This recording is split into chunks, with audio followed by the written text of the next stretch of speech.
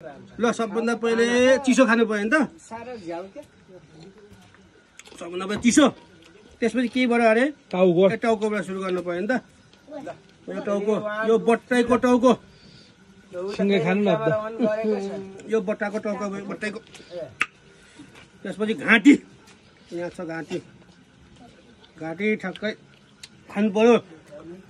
घाँटी पछि विङ्स ल विङ्स विङ्स त कुखुराको विङ्स भन्छ यो चाहिँ अब बट्टाको विङ्स चिनिया छ यो चिनियो विङ्स भयो अब कलेजो खानु पर्यो है त्यो कलेजो मुटु त छैन त हौ मुटु सब पग्लिसक्यो अब डोमेस्टिक पनि भन्छ लेग पिस पनि छ ल यो खुट्टा बट्टाको कति सानो हो यार ल